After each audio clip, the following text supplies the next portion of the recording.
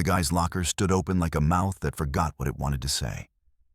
Empty, except for a coffee cup with mold growing in concentric circles. Green, white, brown. Like some kind of biological calendar marking the days since anyone gave a shit.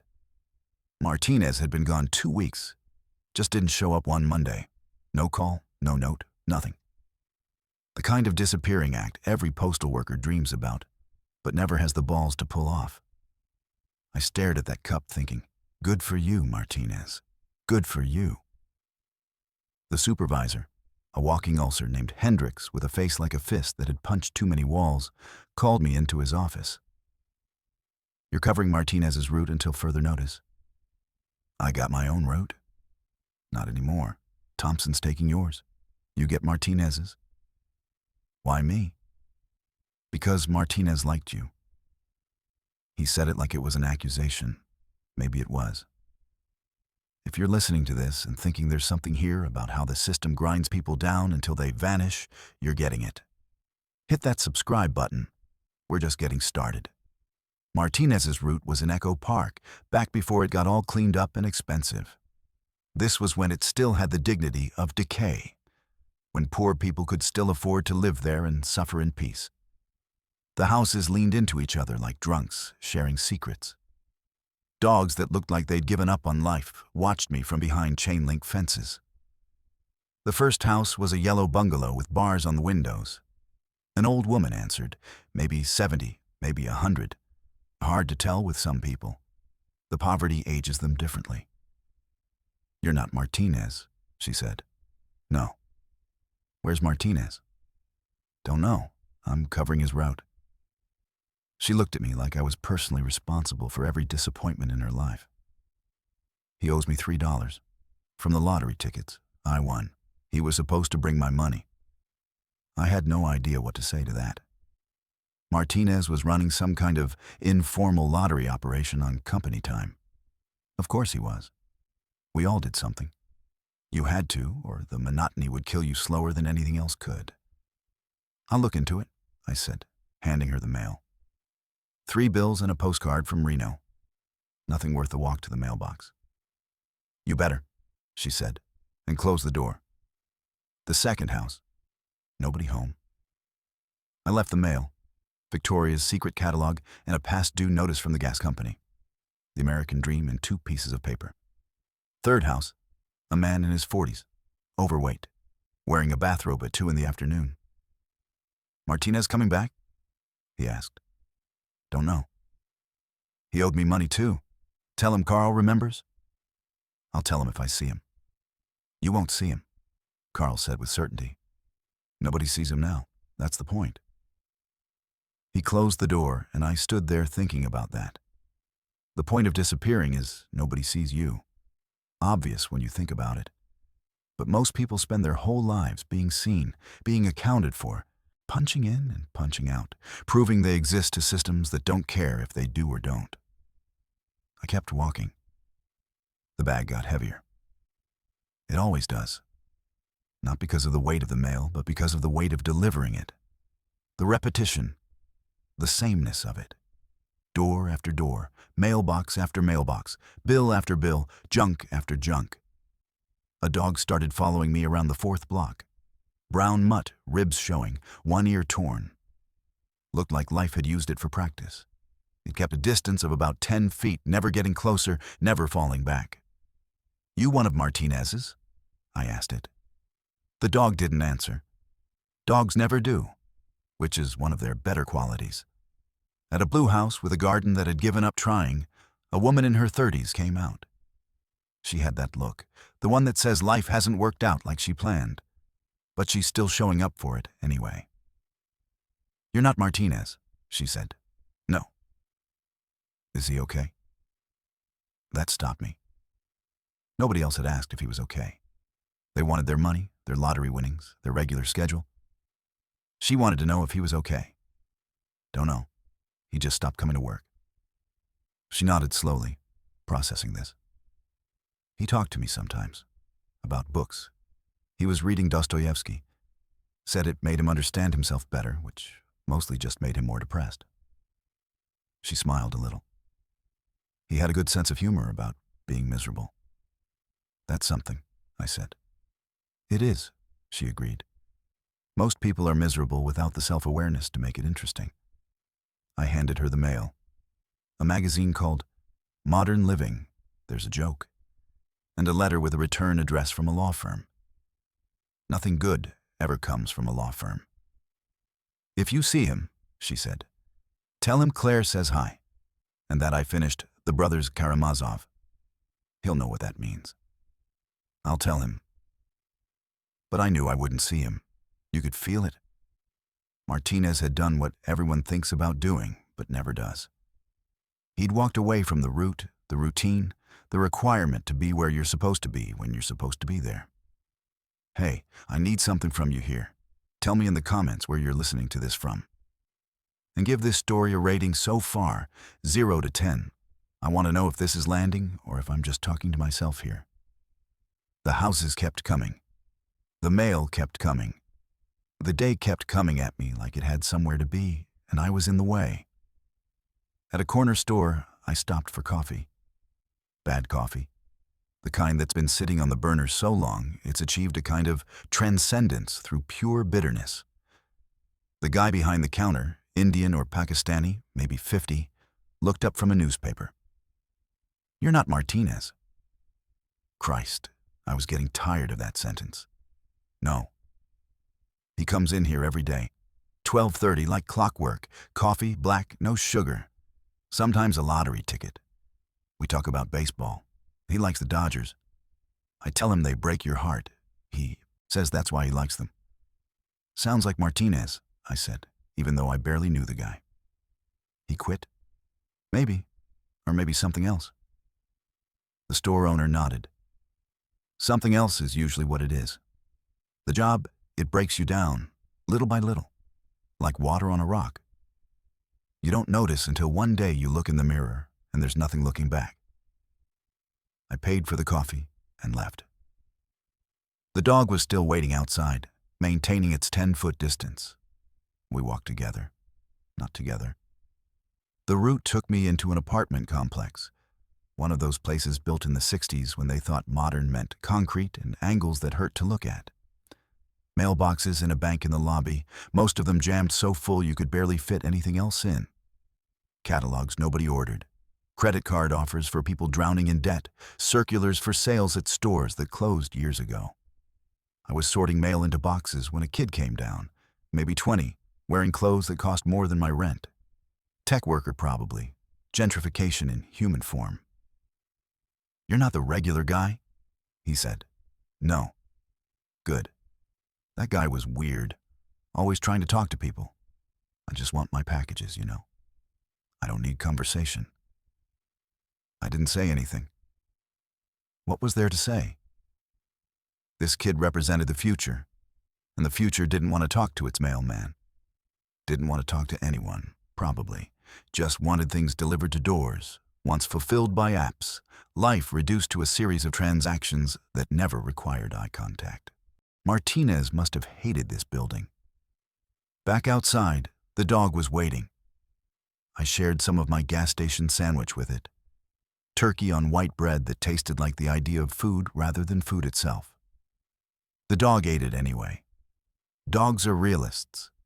At a house with a Virgin Mary statue in the front yard, a Mexican woman opened the door before I could knock. She was crying. Martinez? She asked. No, I'm covering.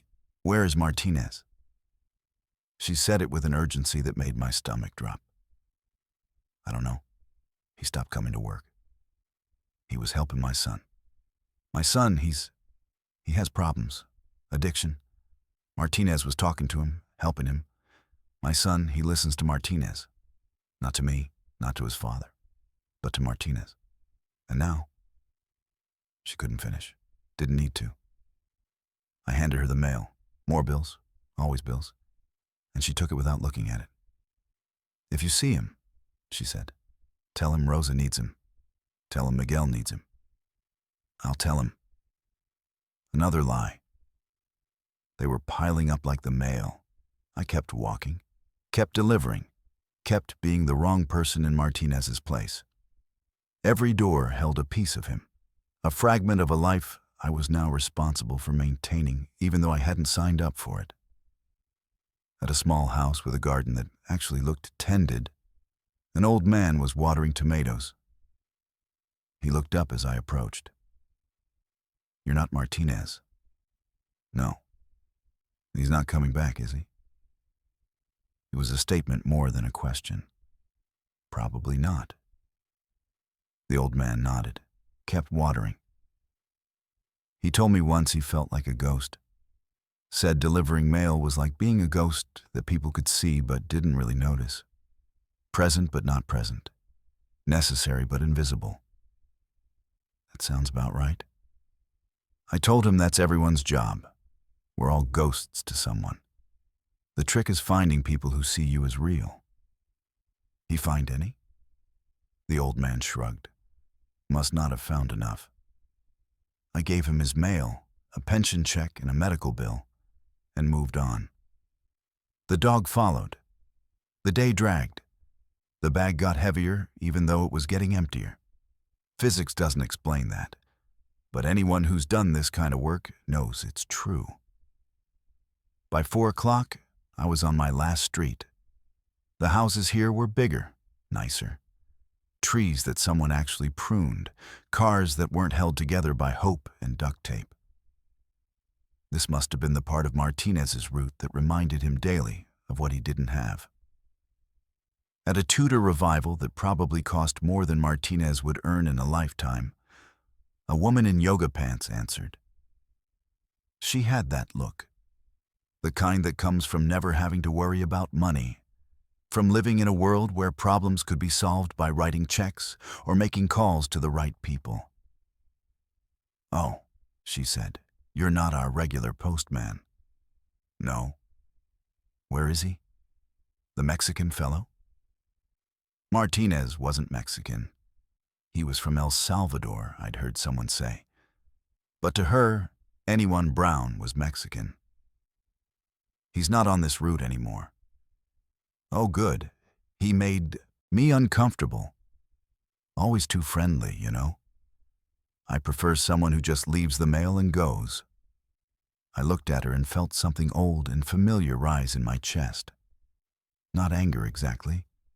More like recognition. Recognition of the distance between people, the gulf that no amount of mail could bridge. "Yeah," I said. "I'll make sure to just leave the mail and go." "Perfect," she said, and closed the door without taking what I was holding. I left it on the porch. Bills, probably. Or maybe a reminder that her life was exactly what she wanted it to be. The dog and I walked away. The route was finished. Martinez's route was finished. Or maybe it would never be finished. Maybe it would just keep going, day after day, year after year, with different people walking it, all of them wondering when it would be their turn to disappear. Back at the post office, I returned the bag, signed out, went to my car. The dog had disappeared somewhere along the way, probably to follow someone else, to maintain that 10-foot distance with another human who couldn't save it. In my car, I sat for a minute before starting the engine. Thought about Martinez, about all the people who'd asked about him, who'd expected something from him, who'd depended on him in small ways that probably seemed insignificant to him, but were everything to them. The thing about walking away is you think you're just leaving a job, but you're leaving more than that. You're leaving all the small connections, the minor dependencies, the tiny threads that tie you to the world. Martinez wasn't just a mailman. He was $3 from a lottery ticket. He was a conversation about Dostoyevsky. He was someone who talked to an old man about tomatoes and a young addict about staying clean. He was present in his absence. I drove home thinking about that. About presence and absence. About the weight we carry and the weight we leave behind. About the choice to show up or not show up. To be accountable or unaccountable. To stay or go. The next morning, I showed up for work. Hendricks was waiting. "You're staying on Martinez's route permanently," he said. "What if Martinez comes back?" "He won't." "How do you know?" "Because he called. Said to tell everyone he's sorry, but he can't do it anymore. Said to tell them he tried, but trying wasn't enough. That's it. That's it." I took the bag. Martinez's bag. My bag now. Felt its weight. Felt the weight of all those small dependencies, those minor threads, those tiny expectations. The route was the same as yesterday. Same houses, same streets, same dog probably waiting somewhere to follow at a distance. But it felt different. Or maybe I felt different. Maybe knowing I was the permanent replacement instead of the temporary stand-in changed something. At the yellow bungalow, the old woman opened the door. "You again?" she said. "Yeah." "You find out about my $3? I reached into my pocket, pulled out 3 singles, handed them to her. "Martinez left this for you." I lied. She looked at the money, then at me. "No, he didn't." "No," I said. "He didn't. But you won, didn't you?" She took the money. "You're not as smart as Martinez, but you're not completely stupid." "That's my epitaph right there," I said. She almost smiled. Almost.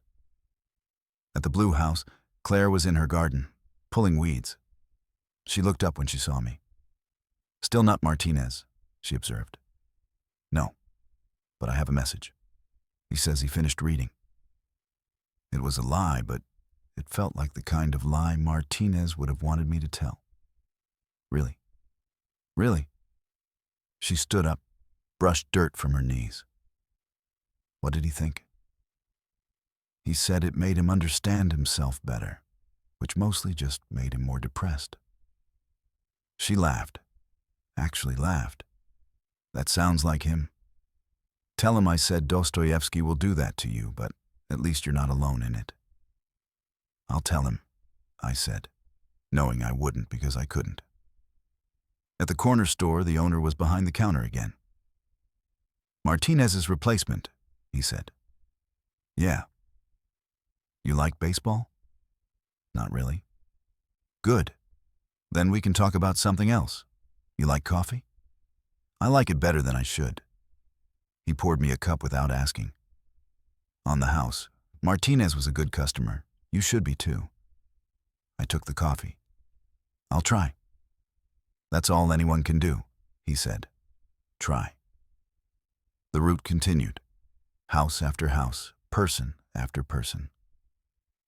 The dog showed up around the 4th block, maintaining its distance. I gave it part of my sandwich without comment. It took it without gratitude. That seemed fair. "At Rosa's house," she answered before I knocked again. "Still not Martinez," I said. Her face fell. "But," I continued, "I can talk to your son if he wants. I'm not Martinez, but I can listen. Martinez would want someone to listen." She looked at me for a long time. "Miguel is at work now. But if you come back Saturday, around 10, he'll be here." "I'll be here," I said. And I meant it. At the old man's house, he was watering tomatoes again. Or still. Maybe he never stopped. "You came back," he said. "Yeah. That's something." "It is." "Martinez saw people," he said, not looking at me. "Most mailmen just see addresses. Martinez saw people." "I'm trying to see people too." "Then you're already better than most," he said. "The mail's just an excuse to connect." Martinez knew that. Took him years to figure it out, but he knew it. Why did he leave then? The old man kept watering. Because sometimes knowing something and being able to live with it are different things. I delivered the mail and moved on. The day passed the way days do when you're doing work that doesn't end, but also never really begins. Continuous middle, no start, no finish, just the eternal present of one foot in front of the other. At the Tudor revival, I left the mail on the porch without knocking, woman inside probably preferred it that way. Sometimes the kindest thing you can do for people is leave them alone with their preferences. Back at the post office, I signed out, got in my car, sat for a minute. Thought about Martinez walking away, about Claire reading Dostoyevsky, about Rosa's son, about the old man and his tomatoes, about the woman who wanted her $3, about Carl who remembered debts. They were all still there. Martinez was gone, but they remained. The route remained. The mail remained. The work remained.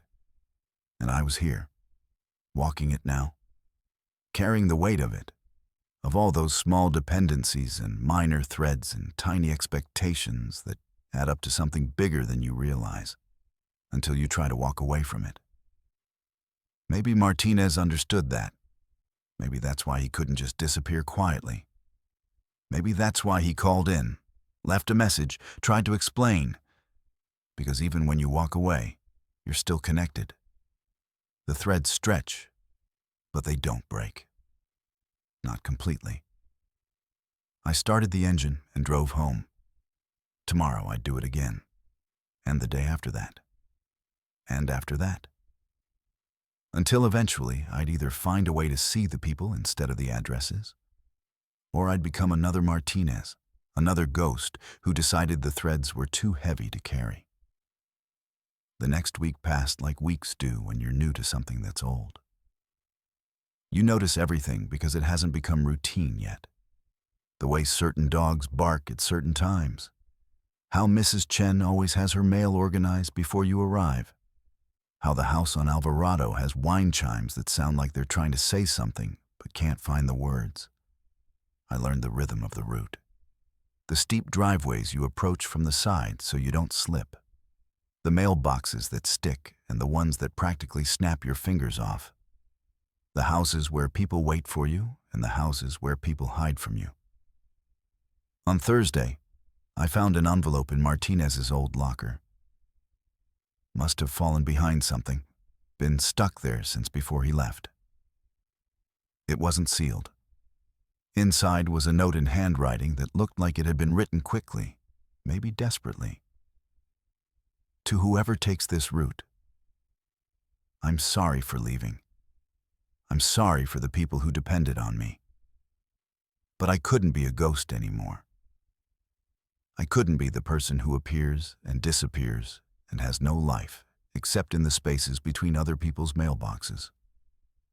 Tell Rosa her son is stronger than he knows. Tell Claire that Karamazov was right. Suffering has meaning if you choose to give it meaning. Tell the old man his tomatoes are perfect. Tell them all I saw them. Tell them that mattered. Even if it wasn't enough to make me stay, it mattered. M. I read it 3 times. Then I folded it and put it in my pocket. Thought about who to give it to, how to distribute these final words. But something stopped me. Maybe because Martinez had left it in a locker, not mailed it. Maybe because these words were meant to be found, not delivered. Or maybe because I was starting to understand something about carrying other people's words, other people's needs, other people's expectations. Sometimes the weight isn't in delivering them. Sometimes the weight is in knowing you carry them at all. Saturday came. I showed up at Rosa's house at 10 like I'd promised. Miguel was there, mid-20s, thin in that way that suggests either poverty or addiction or both. Suspicious eyes, defensive posture, the stance of someone expecting judgment. I'm not Martinez, I said. I can see that. Your mother asked if I'd talk to you. Said Martinez used to talk to you. Martinez was cool. Who are you? I'm the guy who took his route. And before you ask, no, I don't know where he went. But I know he cared about you. Your mother says you listened to him. Miguel looked at the ground. Martinez didn't treat me like a junkie. Treated me like a person who happened to be dealing with some shit. Are you? Dealing with shit? Every day. You staying clean? Most days. That's something. That's what Martinez used to say. We stood there in that awkward way men do when they're trying to connect, but don't have the vocabulary for it. Finally, Miguel said, "You gonna keep coming by?" "If you want." "I don't want a replacement Martinez." "Good, because I'm not him. But I can be someone who shows up, if that matters." Miguel thought about it. "Yeah, that matters." I delivered the mail, more bills, always bills, and left. But I'd be back next Saturday, and the Saturday after that, because Martinez had built something here, even if he couldn't maintain it himself. And someone had to maintain it. The weeks became months. The route became mine, not in the way you own something, but in the way a river becomes yours when you swim in it regularly. You learn its currents, its depths, its dangers. Claire and I talked about books. She lent me Crime and Punishment. I made it halfway through before admitting I didn't understand half of what Dostoyevsky was trying to say. "That's fine," she said. Neither did Martinez. But he kept reading anyway. Said the confusion was part of the point. Was it? Maybe. Or maybe we just tell ourselves that so we don't feel stupid. The old man taught me about tomatoes, about how you had to water them consistently, not too much, not too little, how you had to support them as they grew, how you had to check for pests without becoming obsessed with pests. "Tomatoes are like people," he said one day. "Give them what they need, not what you think they should need, and they'll surprise you." "What do people need?" I asked. "Attention," he said. "Just attention, not advice, not solutions, just someone paying attention long enough to see them." Rosa invited me in for coffee one Saturday. Miguel was there looking better. Not good, but better. That counted for something. "He's been clean for 3 weeks, Rosa said with the kind of pride that breaks your heart because you know how much it cost. "That's good," I said. Miguel shrugged. Martinez used to say the secret was showing up. Not being perfect, just showing up. So I show up. To what? To life. To this kitchen. To conversations I don't want to have. To meetings that make me uncomfortable.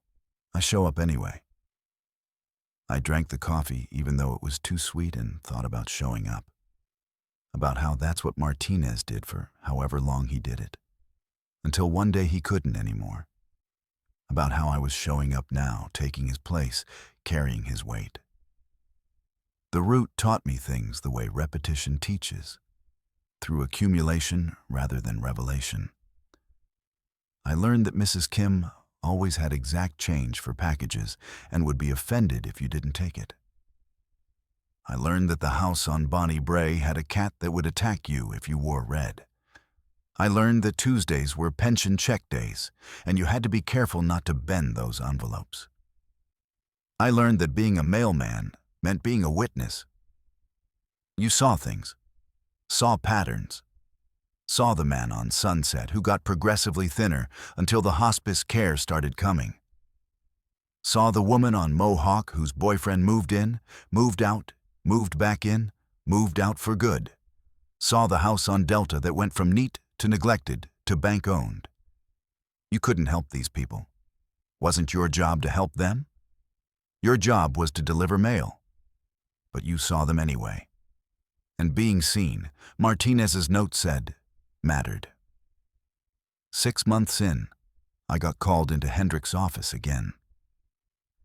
"You're doing good work on that route," he said, which coming from him was like getting a Congressional Medal of Honor. "Thanks. The people like you. Been getting positive feedback. Old lady on Vestal called to say you were adequate." High praise. For her it is. Look, I'm telling you this because Martinez quit. But he didn't just quit. He had a breakdown. Complete breakdown. They found him 3 states away living in his car. He's in treatment now.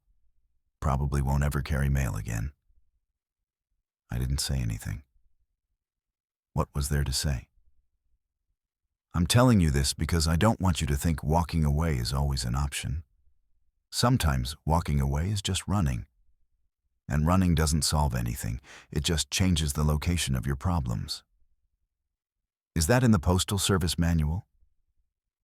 No, that's in the Being a Human manual, which most people never read. I left his office thinking about Martinez living in his car, about how far you have to run before you realize you can't outrun yourself, about how the route I walked every day had broken someone enough to make them disappear. But it hadn't broken me. Not yet. Maybe because I'd learned what Martinez knew but couldn't live with. That the weight of other people's expectations wasn't a burden unless you let it be. That being a ghost who people could see wasn't tragedy, it was just a job. That delivering mail was delivering more than mail if you paid attention. Or maybe I just hadn't reached my breaking point yet.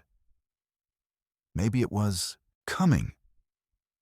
Maybe one day I'd wake up and the thought of walking the route would be unbearable.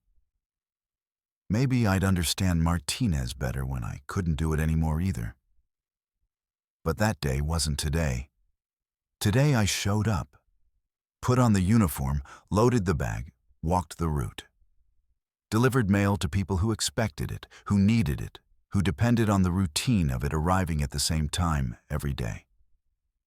The dogs still followed me some days. Different dogs now, actually, but they all maintained the same distance. Some things never change. At Claire's house, I dropped off a package. Martinez came back, she said. I stopped. What? Not here. But he called me. Somehow got my number. Wanted to apologize for disappearing. I told him there was nothing to apologize for. Told him sometimes the bravest thing is admitting you can't carry something anymore. What did he say? He said he was sorry anyway. Said he hoped whoever took his route was better at it than he was. I'm not. He said you would say that. She smiled. He also said to tell you the route doesn't break people. People break themselves trying to be something the route doesn't require. What does it require? Just showing up. Everything else is optional. I thought about that for the rest of the route, about requirements and options, about showing up being enough or not enough, about Martinez breaking himself trying to be more than he needed to be. Maybe that was it. Maybe the mistake wasn't the route or the job or the weight of other people's expectations. Maybe the mistake was thinking you had to carry it all perfectly. That every thread had to be maintained, every dependency met, every expectation fulfilled. Maybe you just had to show up and do what you could. Some days that would be enough. Some days it wouldn't. But the showing up mattered more than the perfection of what came after. At the old man's house, the tomatoes were red and heavy on the vine. Good harvest this year, I said. Best in years, he agreed. You know why? Tell me. Because I stopped trying to make them perfect, just gave them what they needed and let them be what they were going to be. Amazing what happens when you get out of your own way. He handed me a tomato, warm from the sun, heavy with juice. For the root, he said. I took it, felt its weight, its realness, its simple existence. Thanks. Martinez used to take one every week. Said it reminded him that things grow if you give them space. Did he grow? The old man considered. I think he tried. Sometimes trying is all you get. I finished the route, eating the tomato. It was good, not perfect. Some spots softer than others, slight crack in the skin. But good. Real.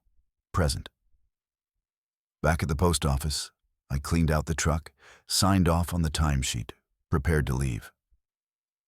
In Martinez's old locker, I put the note I'd found. Left it there for whoever came next, if anyone came next. Let them find it the way I had. Let them understand the same things I was still trying to understand. The route belonged to everyone who walked it and no one who walked it. It existed before Martinez, before me, before anyone who thought they could own it. It would exist after we were all gone. The only question was what you gave to it while you were there, and what it gave back. Martinez gave 12 years. I'd given 6 months. Someone else would give their time eventually. The route didn't care. It just kept going, day after day, mail after mail, person after person. And maybe that was the point. Maybe the postman who didn't come taught me more by leaving than he could have by staying. Taught me that you can't carry everything.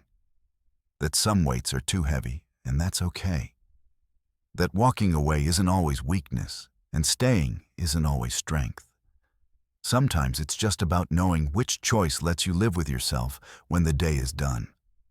I drove home thinking about tomorrow's route. About Claire and her books. About Miguel and his fight. About Rosa and her hope. About the old man and his tomatoes. About all the people who would expect me to show up, to be there, to deliver more than mail. And I would show up. Maybe not perfectly. Maybe not forever. But tomorrow, I would be there. I would walk the route. I would deliver the mail. I would see the people. That was enough. It had to be enough. Because if it wasn't enough, then nothing was. And that was a thought too heavy to carry. The dog was waiting outside my apartment. Same brown mutt from the route, or a different one, I couldn't tell. It maintained its distance, 10 feet of mutual understanding. "You following me home now?" I asked. The dog didn't answer. Never did. I went inside, made dinner, thought about the day, about Martinez, about the note, about all of it. Tomorrow I'd do it again, and again after that, until the day I couldn't. But that day wasn't today, and that was enough. All right, that's where we're leaving it. Tell me in the comments where you're listening to this from, city, state, country, whatever. And give me a rating, 0 to 10. Let me know if this one worked for you or if it didn't. Either way, I want to hear it.